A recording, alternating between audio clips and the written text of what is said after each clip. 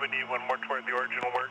3 Hotel Juliet Air Attack, we're going to go ahead and bring the seat in, and after he drops, you see the red stuff fly, you'll be clear back in. 3 Hotel Juliet, copy. Taker 883, you're cleared for the drop. One ready. Go to work. Hey, just on the downwind right now. Gate is armed for the live run. Line is clear. Air attack. Operations air ground. Operations Air Attack. Hey Steve, can you give me kind of an update and estimated size? It's about 60 acres now, Brad, and it's still really active on the head, making a nice run. The right flank's fairly active as well. Just started putting some retardant on the right flank. The engines are making good time. I got the helicopter working as well. You know, and it's pretty likely that it's going to bump that rest area up there and also make it all the way to Blacks Creek Road would be big picture. I'm giving him overall situational awareness of what's going on his fire because I have a good view, and I'm not dictating tactics to him at all, and I don't like to do that as an air attack unless they ask for help if they're at a loss, but that's not my job to run the fire. It's the IC's job. My job is to put red stuff and wet stuff on the ground and give them situational awareness. Lead 47 Dead Horse Air Attack, we're at 3006 on the altimeter. We're at 6,500, you're cleared in at 5,500. I'm bringing the seats in at 5,000 and 899's inbound now.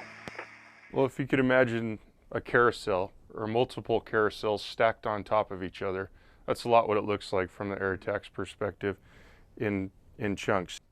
As an air attack, I'm at the top of the stack, and reason being we have a better view from the top, and we can coordinate all the aerial resources coming in and going out.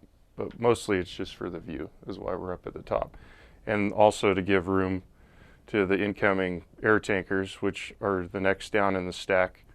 So they come in at about 1,500 feet, usually above ground level, depending on terrain. And then when they go into tactical, they're down at about 1,000 feet before the drop. Air attack always goes clockwise. It's easier to keep an eye on everybody if you're going the opposite direction, but everybody in the same altitudes have to go the same direction for obvious reasons. So it'd be like going around a roundabout, having two-way traffic on it. It just wouldn't work. So we'll racetrack them so they're all following each other. And that way it makes it easier and more effective for us because we can bring them in, do one target description, all the tankers hear it, and we can just have them all tag and extend and put in an extremely long line fast and efficiently. 500-foot AGL level consists of rotor wing, and also that's where we're going to drop, the air tankers and the lead when we're on final. We'll drop from that 500-foot level down into about 100 feet off the ground a lot of times to drop the tankers, and then that's where coordination with the helicopters is really crucial to keep them out. But normally when we're doing our patterns, the helicopters are free to roam 500 feet AGL until we're getting ready to drop in a certain area, then we'll clear them out. A lot of coordination there below 500-foot level, and the air attack's job is to coordinate the whole stack. So it's pretty busy. Also within that 500-foot realm lies the terrain, and it also lies the hazards. A lot of time the towers, the power lines, ham operating radio antennas sticking up off of houses. I've come pretty close to those in smoky environments before doing low-level lead plane stuff, and we had to go look at where we're going to drop right next to a house when we're doing structure protection, and there's a big giant antenna sticking up 40 feet off the roof. Mostly it's power lines though. A lot of the power lines we can't see, especially in timber. If there's timber around, they're just completely camouflaged to us.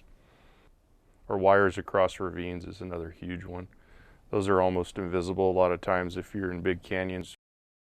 They're putting in more and more windmills now, and the windmills are scary enough, but they have small weather stations before they put in the big windmills. They'll have them scattered all over the place. They're around 100, 150 feet, a lot of them, and they're pretty much invisible. It's just a small pole with a little propeller up on top, enough to ruin your day.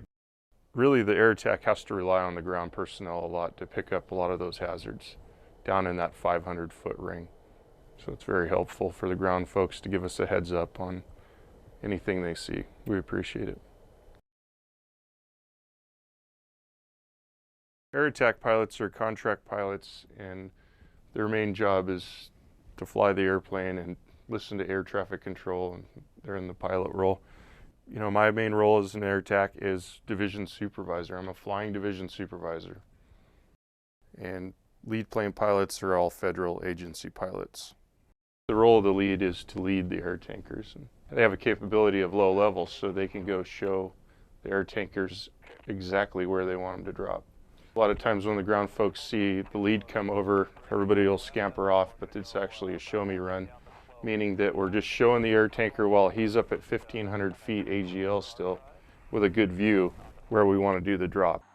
I want to start it right here at the red and take it straight on out. I'm about 150 and 3,300 feet takes you all the way out. At the same time, the air attack is clearing the line. It should at least prompt you to get on air to ground. Check your radio, maybe you took it off scan or something, and start paying attention because there's going to be some mud in the air pretty quick.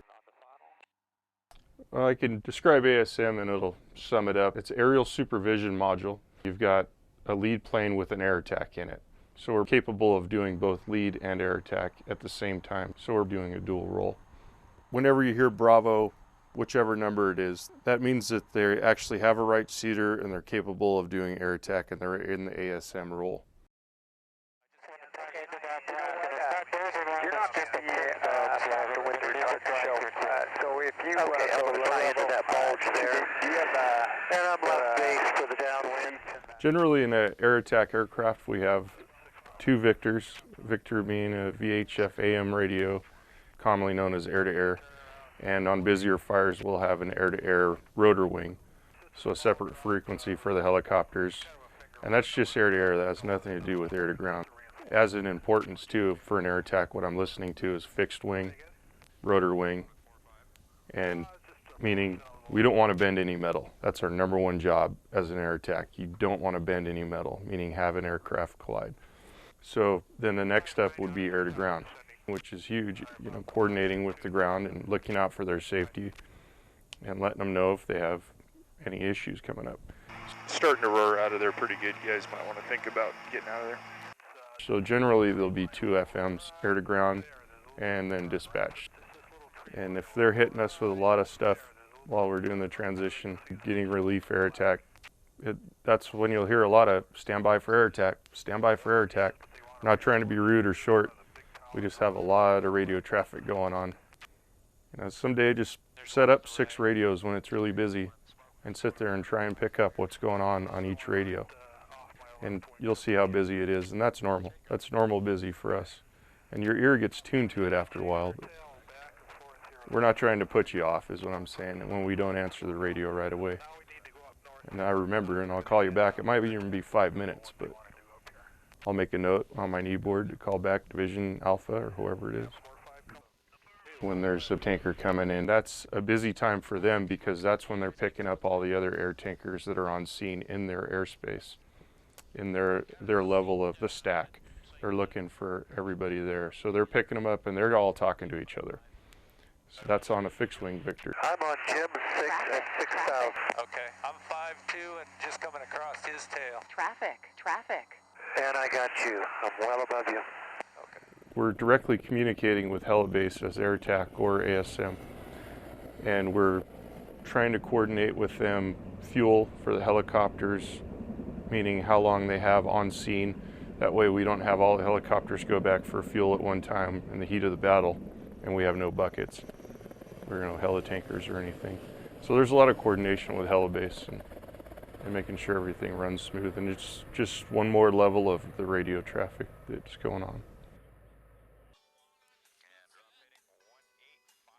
We've been seeing more and more VLAT operations, very large air tankers.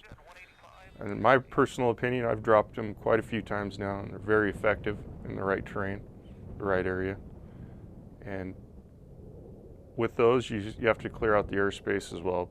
You have to have quite a buffer. So what we'll usually do is drop whatever we have on scene, bring the VLAT in, and we'll hold the other aircraft that are inbound at the same time at an IP, drop the VLAT, and then bring in the rest of the aircraft.